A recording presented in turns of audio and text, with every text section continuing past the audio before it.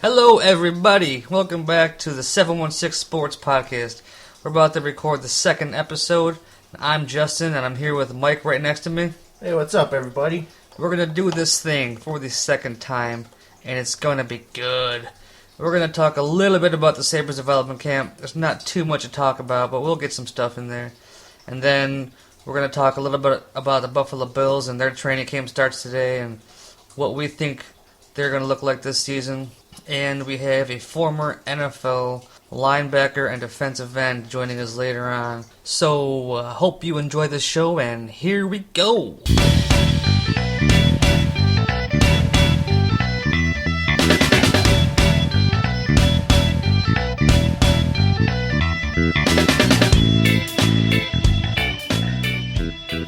So let's do this thing. Cut down that intro, but it's a little bit too long, I hear. So this should be a little bit better. Anywho, it is July 20th, and we are right in the middle of what me and Mike have dubbed festival season in Buffalo, New York. The Forgotten Fifth Season. No shit. We got the Italian Fest, where you can go and get robbed. And then you can mosey right on over to the Canal Fest, where you can get stabbed. And then we got right over here is the Polish Fest, which I've never been to, so I can't talk any trash about it. So I guess you can listen to obnoxious polka music? I love polka music. Weird Al does good polka music. What's that? Weird Al does good polka music. He does phenomenal polka music. My girlfriend's brother-in-law has a band called Those Idiots, and they have the best polka music covers I've ever heard, and they're super funny. They actually perform down at the train station for Dingus Day every year, and put on a really fun show. We're at the Central Terminal? Yep, go get really drunk and listen to some good music. I might have to do that sometime. You never been? Nope, never been. It's a good time. Okay, so a pretty uneventful week in Buffalo sports. All we really had going on was the Sabres Development Camp going on down at First Niagara Center, and I was supposed to go watch it, but I had something come up and I couldn't make it down there in time. Did you check it out at all, Mike? No, I didn't get to see it, but I heard what people were saying about it. Yeah, I watched what I could of the stream because they had those streaming issues. They had the worst scoring team in the league and the worst IT team in the league also. Oh, jeez, what a combination. Yep. Yeah, well, I streamed it online and had a few beers and watched it. I like what we got coming. There's a lot of good prospects coming up. It was really hard to judge anybody though, because it was just like a pickup game. There was no organization at all. Yeah, you can't expect everything from prospects anyway. I mean, this is probably their first time on actual NHL ice, even if it's not in an NHL game situation. So they're probably nervous, probably mostly haven't played too much organized hockey in months. So you gotta give them some slack for sloppy play at this point. Well, it was just sloppy in the sense because there were no set breakouts. There was no set forecheck. It was just dropping a puck and playing hockey, so it was sloppy in that sense. They were just dudes skating around, running into each other all the time. New teammates running into each other. Saw it twice where a guy just had his head down, took the puck off his teammate's stick. Just sloppy. So it's really hard to even judge anybody because there's no systematic play to it. But there's a lot. You can see the skill guys. Greg Renko was showing off his hands.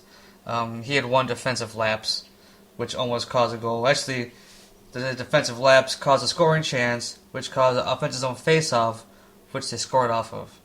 So that was Greg Renko's fault. Well, one of the things I heard from people commenting on the scrimmage was that that Greg Renko wasn't very good in this. But then again, this is also Buffalo sports fans, so they probably listen to WGR, and that's what WGR said, and that's what everybody's taking as gospel. Greg Renko's line was probably the best line. I think it was him, Daniel Catanacci, and Hudson Fasching, and they were probably the most dominant line in the whole scrimmage. If it wasn't for Linus Ullmark, they would have had like 4 or 5 goals in the first period. He made a really nice save on somebody. It was a backdoor play. He made the pass and he pulled the splits out and made a ridiculous save. I was in awe. But I really like him as a prospect. Maybe my new favorite prospect of the Sabres goaltenders. 6'3", 200 pounds, and came from the Swedish Elite League. You're playing goalie in Europe has got to be a lot harder than playing in the U.S. with it being a more wide open style. The more skilled players come from Europe than physical players, so that's got to make it tougher. They know how to move on. They know how to move on offense. So as a goalie to be able to play in Sweden, that's got to help him with the much tighter NHL game, where it's not going to be as wide moving, coming from as many angles. It's going to be cut down, so that really has to help him. So I'd be excited to see what he can do in an NHL setting. He's made, you're also playing against grown men as opposed to younger guys playing in the minors and whatever over here. In his first appearance in the big league, he made 34 saves on 37 shots.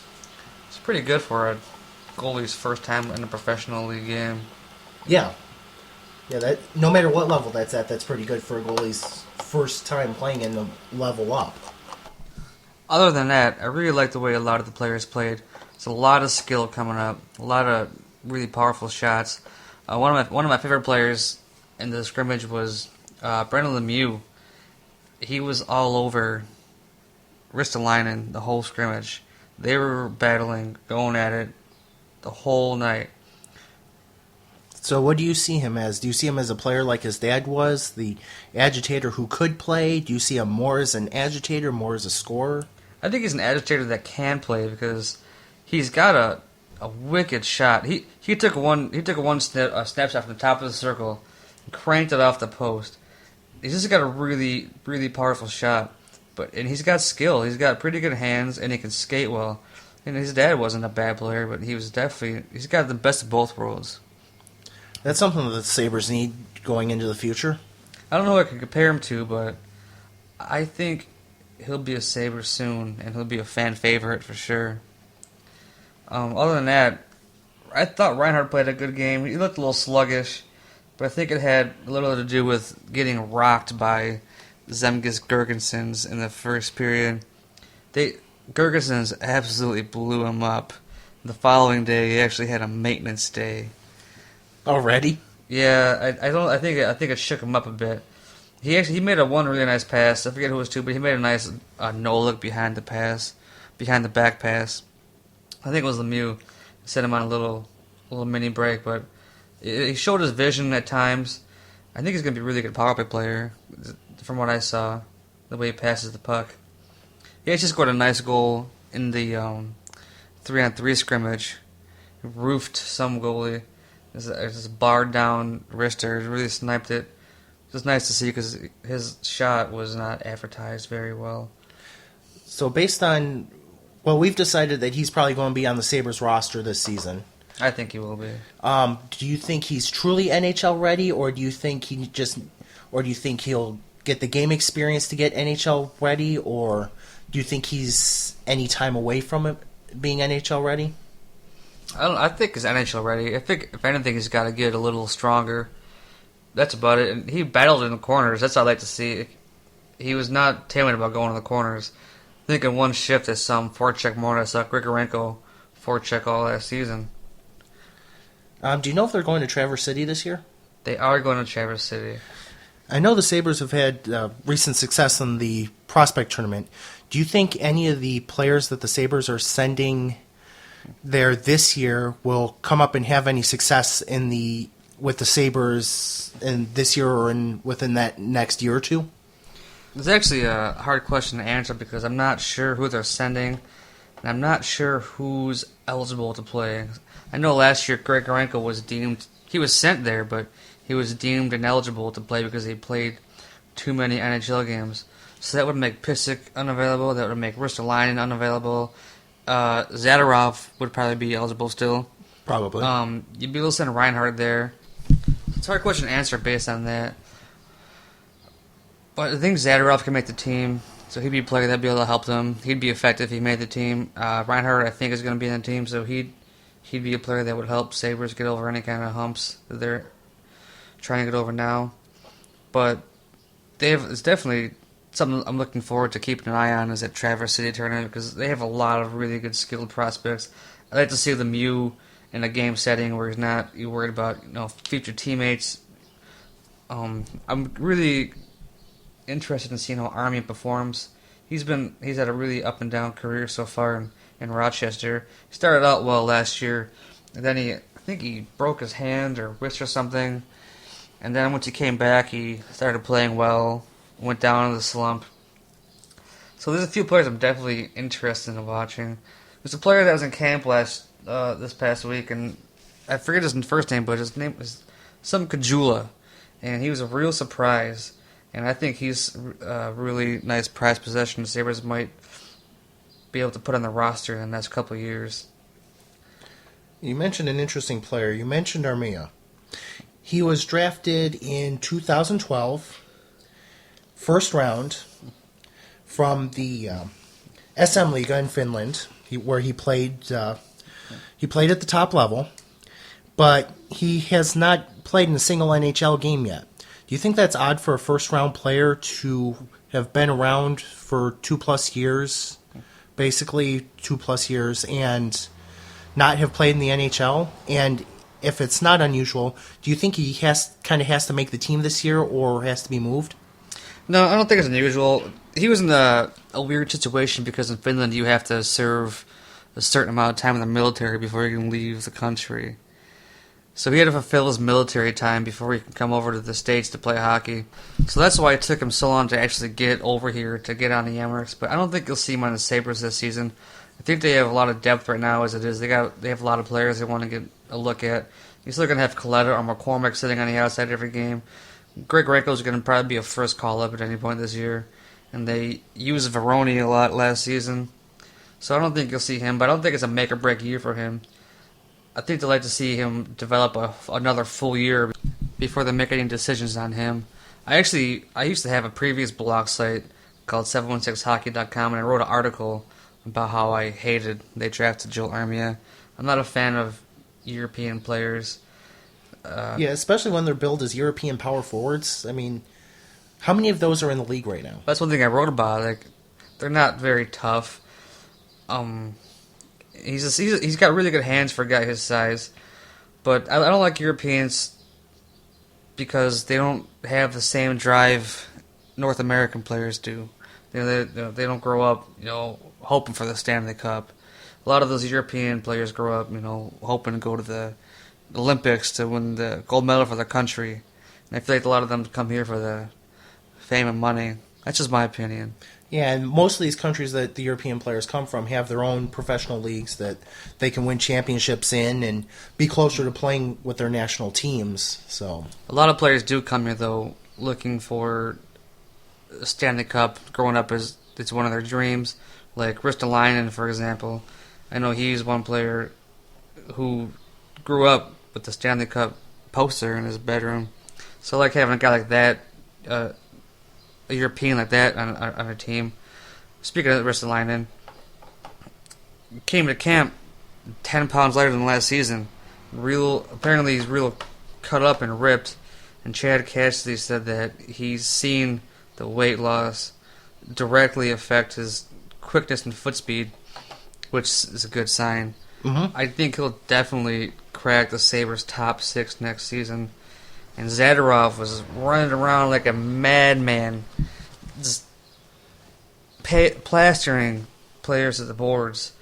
My buddy had gone to the 3-on-3 scrimmage, and he said twice, sounded like a Mack truck had run into the building, and it was Zadorov just pasting someone to the boards.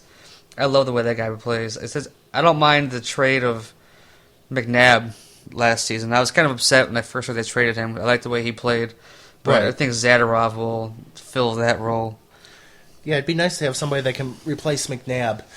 I actually honestly forgot that they traded him to LA last year, and when I saw that he wasn't with the team anymore, I was disappointed. But as long as they have somebody that will fill his role, that would be a good addition for the team this year. Ristolainen, Zadorov, and Pysyk were all really solid in the development camp. They were the best defensemen on the ice, I thought. So I think the Sabres' defense looks really promising going forward. Well, the good thing about Pysyk, too, is he showed he can play pretty well last season, too. So we know what he brings to the table. He's a really good skater. He reminds me a lot of the way he skates reminds me a lot of Brian Campbell back when he was here. He's got really good speed and again a really quick feet, but he lacks the really good puck movement that Brian Campbell had brought. That's all right. I'll take a stay-at-home defenseman or a not as big of a puck-handling defenseman who can play defense and move with some quickness over somebody who has to rush it up the ice. Overall, the Sabres development camp, we've got a lot of really good players to look forward to, and I think we've got a really good team coming up in the next 3-4 years. And JT Compher was out there hitting everything that moved. He's like Lemieux, where he's got the skill and the agitation. I think the Sabres are going to be a really tough team to play against in the next few seasons. They got Hudson Fasching, which is 6'4". Compher, he's not as big, but he's built like a brick shithouse, and he hits hard. Zadorov is a big hitter. Justin Kia, I saw Justin Kia out there on the ice during the scrimmage, and he's 6'4". I know he's just like humongous. He looks like a Paul Gaustad that can actually skate and has hockey ability other than taking a face-off. Yeah, Gaustad was nice for 5 to 10 goals a year and taking face-offs, but it'd be nice to get a big player like that who can be more than just face-off and a few goals. What I'm saying is there's a lot of size that can move coming up, and they're going to be a bitch to play against in years to come. Size, foot speed, skill, you put that all together, yeah, that's really almost the LA Kings' mode of doing things the past few years.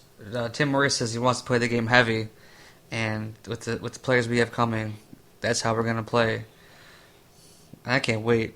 I really can't. I just want to fast forward to like 2016 season and just start from there. That'll be fun to watch. Maybe we'll have a playoff appearance in there at some point. Maybe not this upcoming season, but maybe next season they'll have a low seed in the playoffs. Maybe we'll have a playoff season, develop the young talent a little bit. They'll have that. They've seen the playoff pressure, come into camp, be hungry for more, start this be on the next step of the real turnaround. I really like. I said in the last podcast that my biggest concern in the future was our goalie prospects, but after taking in the scrimmage and I saw one of the practices, I really like our goalie prospects. I think our two best prospects that we're going to see in your 3-4 years are our Swedish goalies in Jonas Johansson and Linus Ullmark. They both had really good camps and made some really phenomenal, what would be a game-changing save. But I think it's a lot to look forward to with the Sabres going forward. They're going to be just a filthy team. They're definitely going to be a team that players in the league do not want to play against. So let's just switch gears a little bit here and talk about the Bills. They start training camp at 6 o'clock today, which is actually half an hour from right now. What do you think about the Bills this season? Well, it's hard to tell. I'm seeing them, and I know this is going to be a kind of a wide range, but anywhere between a 6-10 and 10-6 team, meaning they could be anywhere from missing the playoffs badly to making it as a 5 or 6 seed. And if you're talking about how the Bills' record is going to be this season, you can't get around the conversation without talking about EJ Manuel and how much of an impact he's going to have in this season. Well, he almost has to carry the team this year. He's got even if he doesn't have to carry it, he has to be able to get the ball to the playmakers. He has to get it to Spiller, Jackson, Woods, Watkins.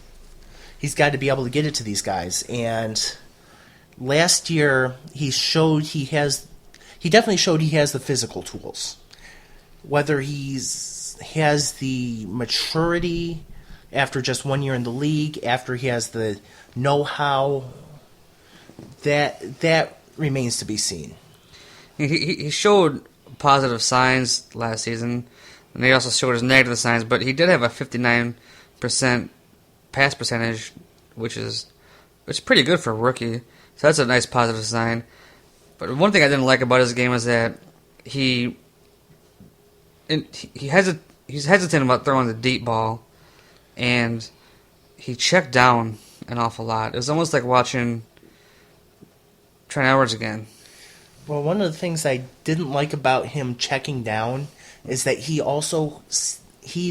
sometimes wung it to the guy who's his check down and just blew it by him. That's one of the things that I worry about is on the mentality side. Is does he know when he can slow down the throw to get it to his guy, or is he going to keep winging it and just zipping it by guys 5 yards away? There are a few passes just a few deep balls that he didn't even give the guy a chance. The ball ended up out of bounds. Wasn't even in play for the guy to catch. But I think if the Bills had a consistent starter in EJ all that season, they had a pretty good shot at being a playoff team.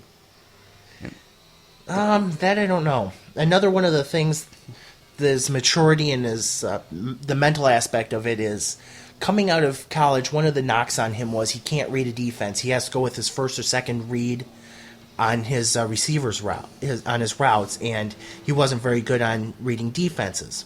So I'm hoping what happened this offseason is that the coaches sat down with him and worked on that aspect of his game. Because if they did, he has the physical tools to be a great quarterback in the NFL.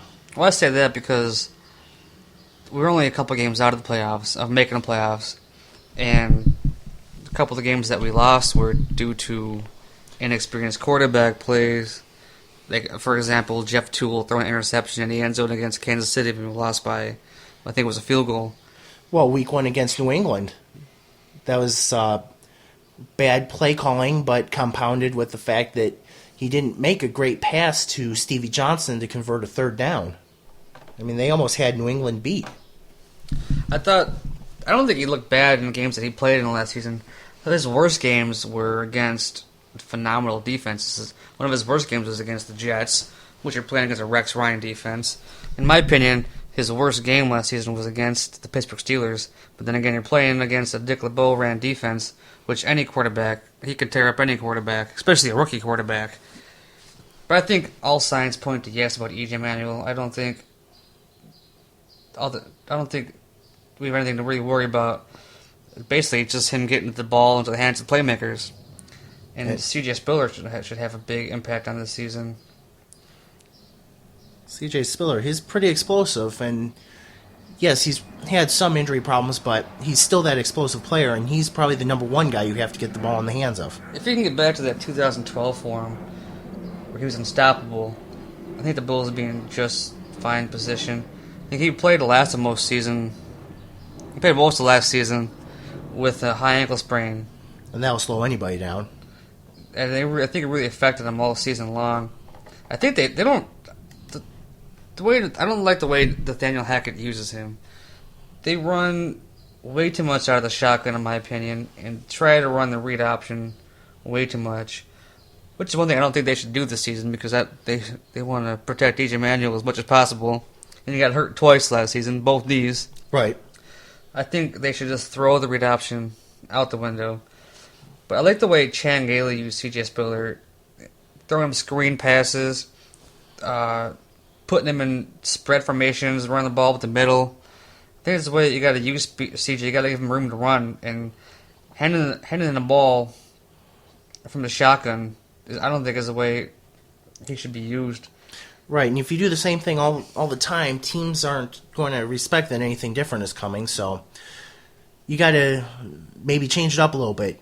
Put EJ under center, like you said, split Spiller out. You got to do things like that. The Bills will be playing this season without Kiko Alonso, who injured himself working out in Oregon a few weeks ago. It could be quite a blow to the Bills' defense. How much do you think the loss of Kiko is going to affect the Bills' outcome this season? It'll be interesting to see. He was an impact player for them, but they probably have somebody who can at least step up for the season hold the spot down and let Kiko get back to his legendary self. He had 159 tackles as a rookie last season. That's almost 10 a game. He finished second in defensive rookie of the year voting. And he was going to switch to the weak side's position this year, which I think really would have helped him. Wow, you think he was a monster at middle linebacker? Wait until you see him at weak side. And middle linebacker, he's got to face the interior lineman a lot more, which will really negate his speed and quickness. And the move to the outside helps him use his speed a lot more and gets him out on the edge. Right, he'll be rushing from the weak side edge, which is usually going to be the shortest route to the quarterback as well. So that 2 sacks would probably go up to like 5 or 6 this season, just with that change. He'd definitely have a lot more sacks this season if he on the outside. It would have been. That's one thing I was most excited to watch this season was him play on the outside. But maybe the supposed improved offense can take some heat off the defense this season, as opposed to the defense was taking heat off the crappy offense last season. Yeah, well, nobody was taking heat off of anybody last season. I mean, realistically. Well, the defense was actually really good. Right. Team record sacks. But they spent so much. Part of the problem is they spent so much time on the field. Is it wore them down later in games? And well, they spent so much time on the field because the offense couldn't convert third down, but also in part because they weren't good at stopping the run. Right. That was the biggest problem. Yeah, they were. I think they said the first team to score, 20 points per game in each game, the beginning of the season, and give up 20 points every game. So, I mean, the offense was doing its job by scoring 20 plus, but it wasn't helping the defense going with the quick strike offense, getting them back on the field. Defense wasn't stopping teams from running the ball. Late in the games, they weren't stopping third downs. So I'm curious about how the linebacker position is going to look now. I mean, on paper, they look one of the best linebacker corps in the league with Kiko Alonso, Brandon Spikes, and Keith Rivers. That looks really good on paper. And now I think now you'll see Nigel Bradham slot in at the weak side spot, who had a really good season last year. You can put Bradham over there or Keith Rivers. But I think Keith Rivers fits in better on the strong side. Defense is going to be interesting this year because they lost Jarvis Bird. They're going to have a healthy Stephon Gilmore this season. McKelvin is coming off one of his best seasons as a Bill. And Aaron Williams was a surprise at safety last season. I was really shocked to see how well he played. I think he's one of the Bills' best defensive players.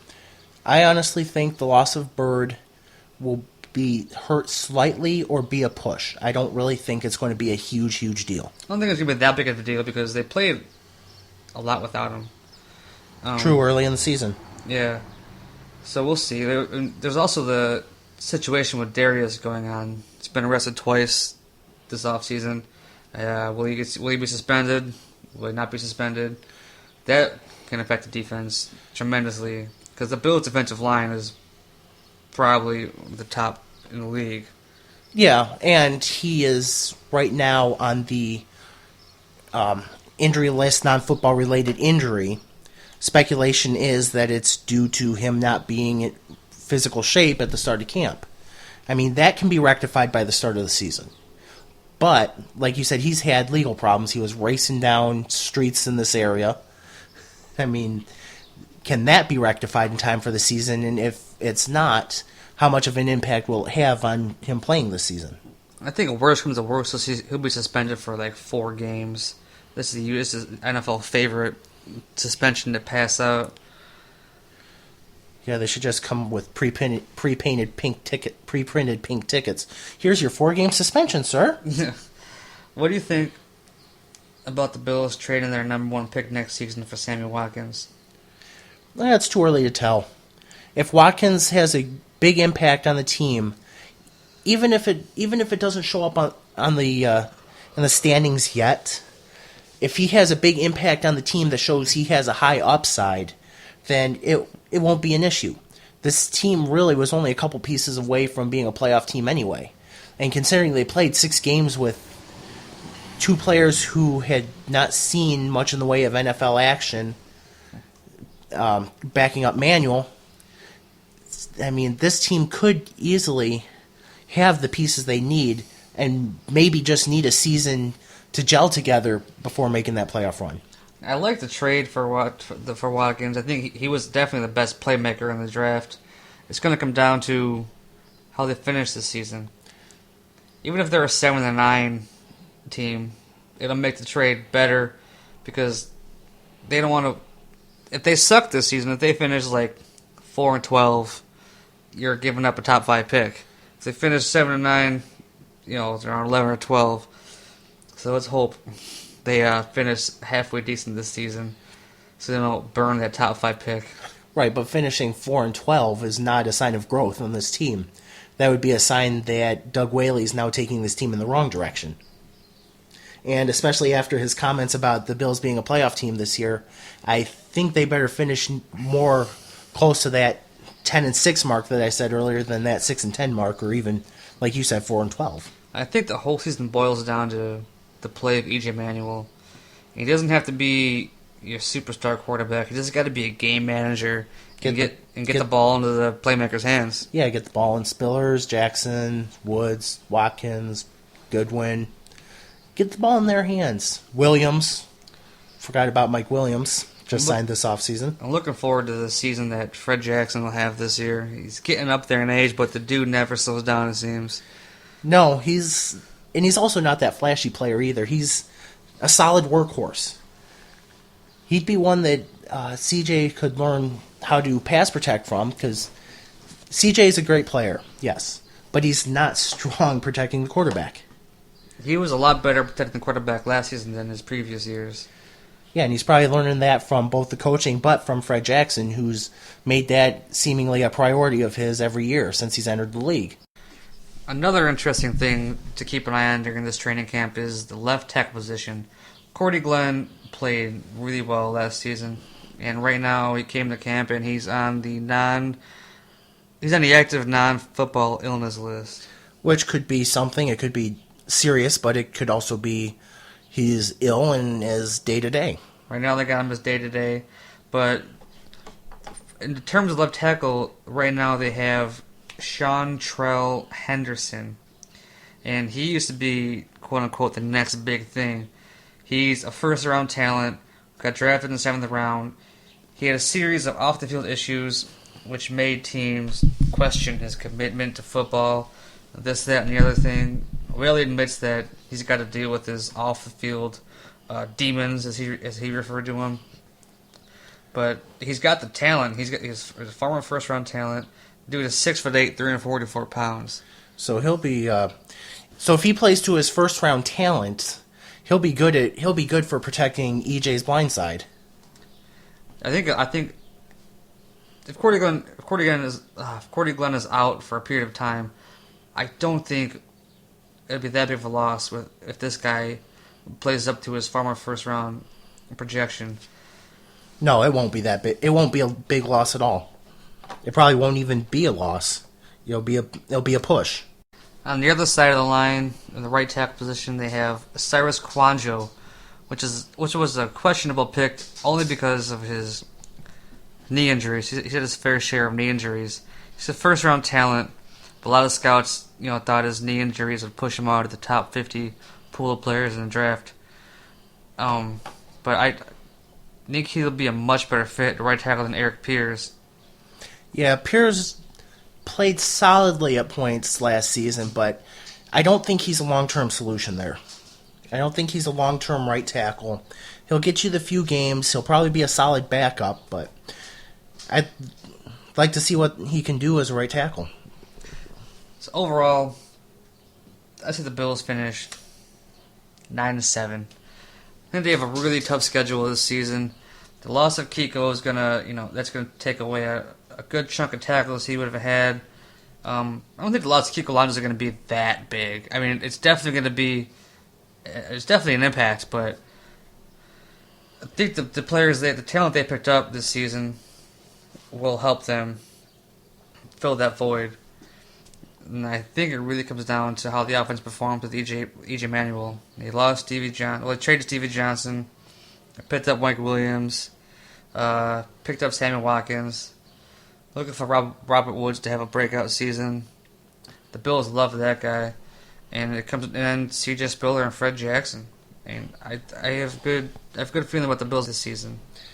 You know what? I'm just gonna say they finish one game worse. I'm gonna say they finish 8-8. But again, it's going to be a season where they improve. They're going to get Manuel with his new core of receivers. They're going to get comfortable. The defense is going to be improved, but they're playing two tough divisions this season. They're playing the AFC West. They've got play against Denver and San Diego and Kansas City. I mean, that's never easy. Then you got to play against the NFC North. Definitely a difficult schedule this season. That's going to be their biggest hurdle to overcome. Yeah, so I say 8-8 is a realistic possibility, but with a huge showing of growth. Okay, so we're going to take a quick break here.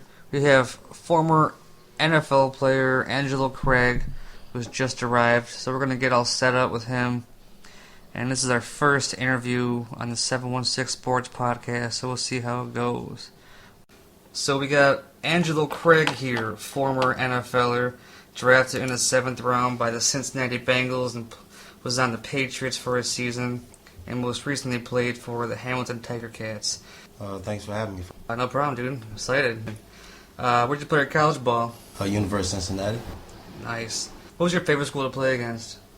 I'd say Virginia Tech. Virginia Tech, why's that? I'd say I put Ohio State in there also. Just the large crowds, 100,000 plus.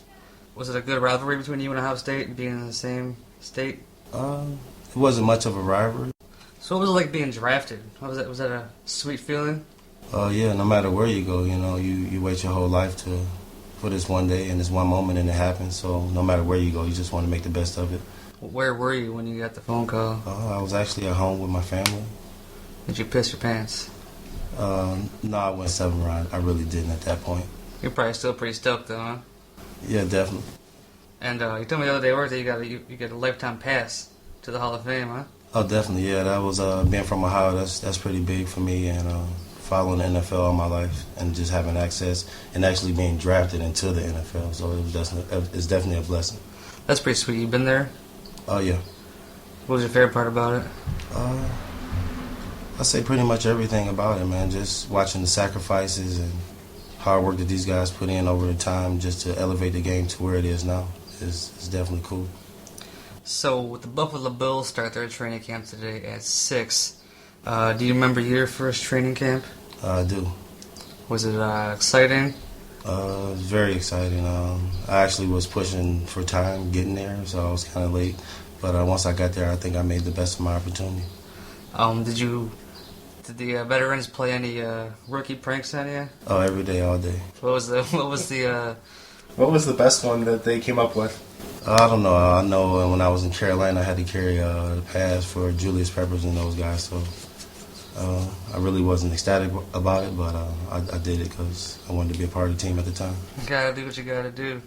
They do into the crap where they tie you to, they see them tying guys to the goalpost and then dump water on them. They do that to you? No, not at all. Nothing like that. Just carrying pass. Yeah, just carrying pass. I'm a boss. I'm not going that route.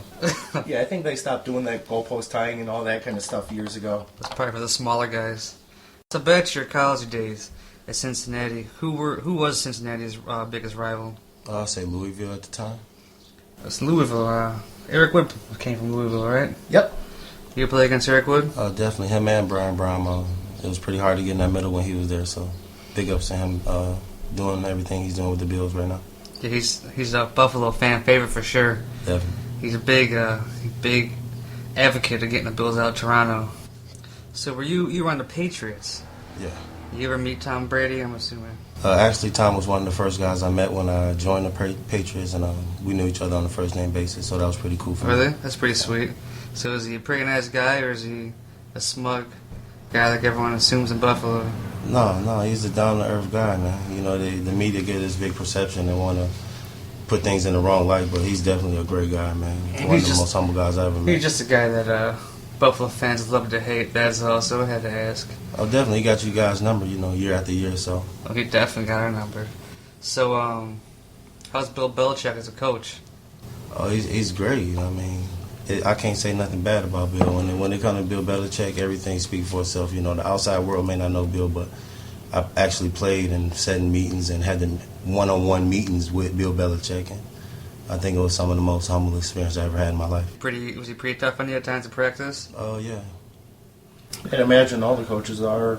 I mean, I know I only played up to junior college, and even that was tough. So I got to imagine playing major college ball and in the NFL has got to be a lot tougher than that. So what was the first moment you realized it hit you that you were in the NFL? Say when I got a check for about $80,000. Shit. This is a little money in the bank. What was it like playing your first preseason game? I had jitters, but once I got my first contact, I was okay. Who was it against? It was Monday night, actually, in Green Bay. No pressure, just Monday night. That's it. So your first NFL experience under the lights in Green Bay? Yes, Monday night. Oh, it was in Green Bay? Yes. Dang. So where was your favorite place to play? I'd say Virginia Tech and Ohio State. Yeah, that's cool. As far as teams you were on, what do you think about where was your favorite place? Cincy or New England? Definitely New England. Just a better team, or you like the area better? Just everything overall, from the city to the fans to the first-class treatment of the Patriots organization. You played in Canada. How many seasons did you play there for? I actually played on two different teams, 2 different years. 2010, I was with the BC Lions, and then most recently, 2011, 2012, I was in Hamilton. Playing both in the NFL and in Canada, what's the major difference between the two games besides the 12th man on the field? Well, I say Canada is like a working man's league. You can't underestimate it. There are good players up there. As of right now, you got Ocho Cinco, who's trying to revive his game, who's up there, doing the best that he can do. So it's definitely a challenging game. Is it harder? Is it a harder style of playing in Canada, or would the NFL be harder to play in? Oh, definitely harder. NFL is, a nose on the ball, and Canada, you're a yard off the ball, so it doesn't really help you, that greatly for a pass rusher, and they're constantly throwing the ball. So NFL is more style right in your face, American football. So you're a pass rushing linebacker? At this point, I'm whatever a team may need out there. So you're still working on getting back into the league, huh? Definitely. Still working out every day? Every day, all day. You been in contact with any teams lately? Yeah, I was just in contact with the Winnipeg Blue Bombers, so I'm definitely looking to return to the CFL one way or another to get back into the NFL. What do we got to do, right? Why not? Didn't you play? You played in Germany, you told me also, right? Yeah, that was a pretty cool experience. I just happened to up and leave for like 5 months, went over there. They treated me first class, and I came back and was actually able to strike a deal with Hamilton in the CFL. How was the game over there? It was an American game. I mean, the talent is less, but nonetheless, those guys play hard and they give it they all, and it's all about the team at the end of the day. Did you learn any German? Oh, yeah. You fluent? No, I wouldn't say that. I don't think you learn a language fluently in just a few months. So how were the turnouts for the fan-wise at Canadian football? Are they pretty, I don't know how Canadians are about the football. Yeah. It's big. It's year after year, it gets bigger and it gets better. And, because of the fans, that's what elevates the game, and it's going to continue to elevate the game over there. They get pretty rowdy? Oh, yeah. Winnipeg is definitely a rowdy atmosphere. Throughout your career, who was your favorite teammate you looked up to, veteran-wise, on either one of the Bengals or Patriots? I mean, it's a list of guys. I played with Wes Walker. I played with Tom Brady, Randy Moss, Vince Wilfork, Gerard Mayo, Carson Palmer. Randy Moss, is he everything the media makes him out to be? No, none of these guys. Everybody go home and the lights go off at the end of the day. Everybody got to live their life. So I think people should just mind their business and come into work as everybody else do in America and do their job and go home and mind their business. So, being a linebacker, what was your favorite defensive scheme to play in? I say 3-4. 3-4. Why is that? It allows you to be very active as far as rushing and as far as dropping into coverage. Do you prefer to cover or blitz? I'd rather get the quarterback any day. You told me the other day that you got suspended in Germany just because you smacked the quarterback so hard. Yeah, I was actually pretty good over there compared to the guys, but nonetheless, those guys are pretty good. I was checking out your stat line the other day. It says you had like 7.5 sacks in 7 games. Is that accurate? It's really not at the end of the day. If you was there and in person, those guys are kind of behind on the media, so they didn't catch every stat that was out there, and I wasn't going to argue every stat either at the end of the day. Is football pretty big there or no? I didn't know they had a league in Germany until I met you. They did have the NFL Europe. I remember that, yeah, I forgot about that. So since that's left, the fans have evolved to soccer. But other than that, it's pretty big. That's where Fred Jackson came from, NFL Europe. Did he? Cole College to NFL Europe and Buffalo Bills. That's a nice little career progression. Let's talk about the Bills a little bit. How do you think the Bills are going to finish up this year? How do you think they'll look? If they run the ball and give it to their tight end and play sound defense, they should be okay. I think it really comes down to E.J. Manuel this season. They have all the pieces in place. The season really comes down to what E.J. Manuel is going to do. What do you think about the way he plays quarterback? For one, you can't base it off one player. You can't put all that pressure just on one guy. It's a team effort.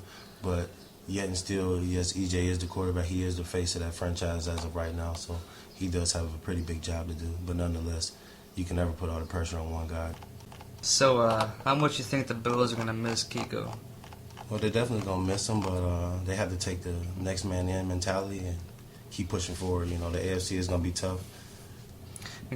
He literally played every defensive snap last season.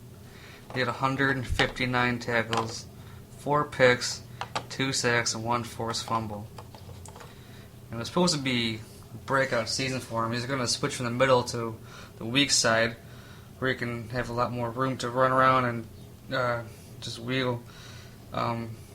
He's a smaller linebacker, and he played the middle last season, which would have made him play against bigger interior linemen, which at times that season really made him ineffective. You think playing the weak side would have helped him out? You just have to throw him out there and see, put him in both and whichever one he strive on. But you also know at the end of the day, if he don't strive on the outside, you can definitely put him back in the inside and make things happen. Yeah, for sure. But they just picked up Brandon Spikes, a really good middle linebacker from the Patriots. Really good run stopper, but not the best when it comes to pass coverage. But I think the move to the weak side for Kiko would have really helped him out, just to give him more room. They lost Stevie Johnson. They traded him away to the 49ers. They picked up Sammy Watkins, and they're looking for Robert Woods to have a breakout season on the outside. How do you think the Bills are going to do without Stevie Johnson? They'll pick up the pieces of the puzzle. Like I said, the Bills got 2 great running backs, and that's what they need to start off with, just giving these guys the ball and blocking and playing sound defense. The C.J. Spiller played hurt with a high ankle sprain most of last season, which really can slow a guy down. And I think they ran the ball out of shotgun way too much. They really ran the read option way too much and didn't work out for him. How do you feel about defending the read option? Is it tough or? No, it's kind of elementary. I know this year they switching to a no huddle, so that should be good. I know guys are out there getting in shape every day, and it's going to be a tough offense to stop if they get going. You think there's room for the read option in the NFL game? Here and there, but I really doubt it at this point. It's either you beat somebody head up or you just get ran over. Russell Wilson and RG3 excelled at it when they first came in, but I think it's because it was new to the NFL and they didn't really know how to stop it. You don't think it's too effective in the NFL game? No, the NFL is consistently evolving. I think it evolves from a college game. When I was in college, it was the read option and all that, and now it's a no huddle type deal where the offenses are heaving the ball down the field, getting these guys tired, and then running the ball and vice versa. Yeah, it's really a passing league now as well. real quick, short passes, and about getting the ball out real quick. I hate the way the rules are now geared towards offensive passing because it's like every other play there's some kind of defensive foul. It really slows the game down. What do you think about the way the rules are now? Yeah, I'm not really going to touch on the rules too much, but, let the boys be boys once September comes. Just gotta let them play. Like I was watching old NFL highlights the other day, and the game used to be just so much tougher, and now it's just like real ticky-tacky and prima donna-ish, I guess I want to say. I just don't like the way I just prefer the older game back in the day. Yeah, it seems back in the day you used to be able to build around a strong running back who can get you 3, 4, 5 yards on first down, maybe get you another 3, 4, 5 on second down, and then on third down you go for the passing game. But now it seems like if you're not passing first, you're not on that top echelon of teams. Do you think that maybe the NFL will evolve back into a run-first league, or do you think that the fans like the passing game a lot more than they like the ground game pounded out? I think the fans are more acceptable to the winning teams who get up and actually win and then run the ball, so they don't have no reason to cry at all. I think the NFL just wants what the fans want, and fans like to see the ball aired out. And it's going to watch a team run the ball 35 times a game isn't really exciting to watch, but it is fun to watch a team win if it works. It's kind of like the trap in hockey. Really boring, but if they win, they win. True. Get back to E.J. Manuel real quick. He injured both of his knees last season. How big of an impact can knee injuries be on a player's career? He only sprained his knees, but how big of an impact do you think it can be on a player? I don't know. I can't really speak from that perspective. I had dealt with my personal injuries in the past as far as my foot, but thank God I never had a knee injury of any nature. How big of a loss do you think losing Jairus Byrd is going to be to the Bills' defense this season? It's going to be a huge loss, but like I said, every team has a next man in mentality, and this is the NFL, and they will find the pieces to the puzzle. Yeah, I like the way Duke Williams and Denoris Searcy filled in for Byrd when he wasn't in the lineup for that little chunk last season. And the Saints definitely got a ball hawk in Jairus Byrd. That's for sure. Do you think the Bills gave up too much trading for Sammy Watkins? Gave up their number one pick this year, number one pick for the next season. Do you think they gave up too much to get Sammy? No, I think Sammy's a great player. He has a lot of upside. The Bills needed a receiver at the time. They need a big-time playmaker, and he's right on time. Even if they finish 7-9, 8-8, that makes that trade somewhat justifiable. They're not giving up a top 5, top 10 pick. Well, after years of being 6-10, I mean that's improved. 7-9, 8-8 is improvement, and it shows they're headed in the right direction. Do you think that maybe moves like this will help them eventually get back to the playoffs, back to the glory days of the 90s? As it should. Like I say, they got 2 stout running backs. If they can get some play out of their quarterback this year at elite level and play exceptional defense, and as far as their offensive line, these guys just buckle down and be in great shape and stay healthy all season. The sky's the limit for these guys, man. They know what the city expects from them, and it's time to make it happen for them. So as a defensive, if you were lining up against the Bills defensively, and you're out there seeing Watkins, Woods, Goodwin, what do you think as a defensive player? Is this a receiving corps that you say these guys are good and give respect to, or do you say this is just another team and play it that way? I think respect is something that's going to be earned, and those guys have not earned that respect yet in that regard, so would not line up in fear of any of them. That's true, because Woods and Goodwin are only in their second year, and Watkins is a rookie, so that makes sense. And the Bills have missed the playoffs how many years to date? 13 or 14 years? 14 years. Last time they were in the playoffs was my senior year of high school. Jeez. What do you think about Stephon Gilmore? I think last year before he got hurt, he was emerging as a top cornerback in the league, really shutting everyone down. Then he hurt his hand. Basically played with one hand last season. How do you think he'll fare this season with two good hands? He stayed healthy. You know, sky's the limit for him. I actually seen him playing last year, and I was pretty impressed. So, big ups to him, and I hope he can stay healthy. Yeah, they got a really good defensive backcourt with Gilmore. McKelvin had a good year last season, and Aaron Williams was a definite surprise at safety. Did you get to check him out at all? A little bit. I know he came on late in the year, but like I said, a lot of young guys do once they get the opportunity to get out there. He had a rough start to his career at cornerback. He got burned a bit, but then he made the switch to safety, which he openly wasn't happy about. And then last season, he killed it. And in the first couple games, he had some monster hits, just laid this smack down a couple guys, and I was super surprised. Do you think that'd be you didn't play defensive back, but you think it's a hard transition for a player to make from cornerback to safety? It all depends on how much bite he got in him at the end of the day. You know, corner is a more finesse guy, a bump and run. You know, look good, play good type of guy, catch interceptions, take them back. Safety is a little bit more gritty and understanding and just being in the right situations all the time. I think I like to play safety if I played football. I like to sit back and get a view of the whole field and read the play as it happens. What was your favorite thing about playing defensive end? The quarterback, getting quarterback sacks and hearing the crowd roar. Yeah. Who was the toughest left tackle you've ever played against? Just getting back to you real quick. I'd say like Gary, I think his name was Bambino. He was in Louisville at the time. Yeah? Yeah, I think he's actually like in Seattle or somewhere right now. I'm not sure. All right, we'll wrap this thing up soon, but last but not least, what do you think about the Bills' current ownership situation and the possible move to Toronto with Bon Jovi and his gang?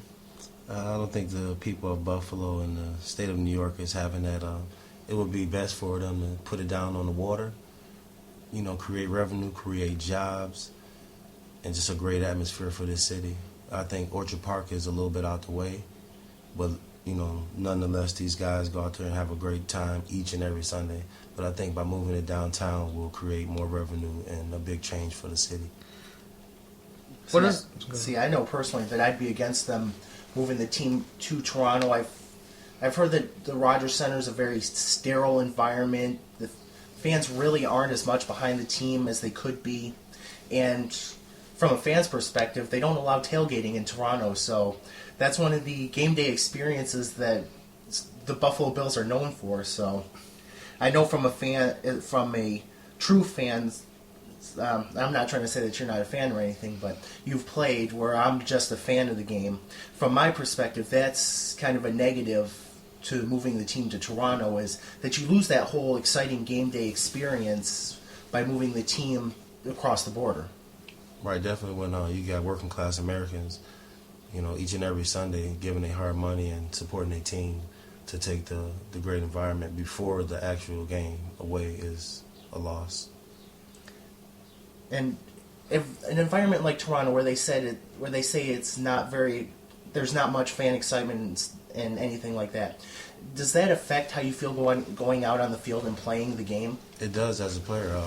I think playing in Buffalo, you see the expectations of the fans. So I think that definitely gets your blood boiling each and every week and each and every Sunday that you step out there on that field.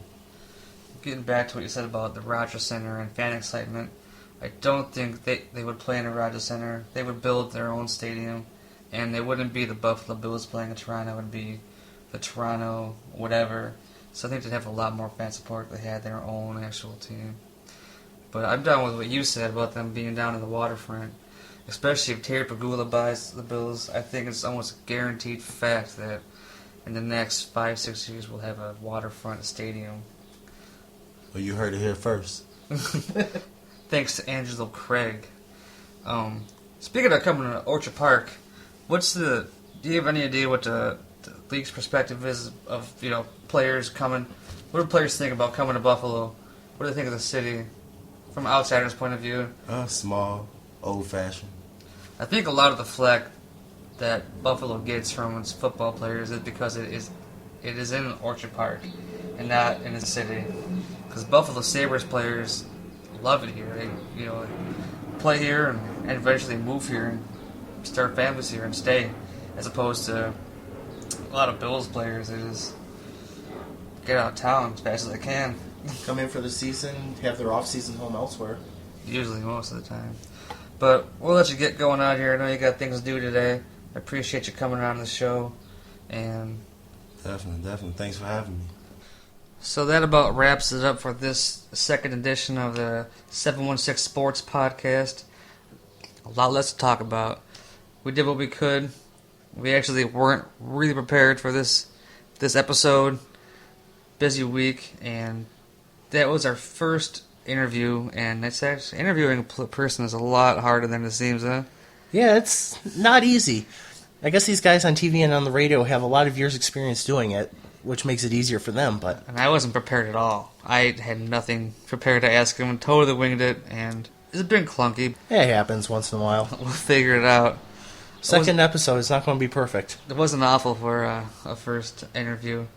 But yeah, we got a lot of big plans for next week's episode, so just stay tuned, and thanks again for listening.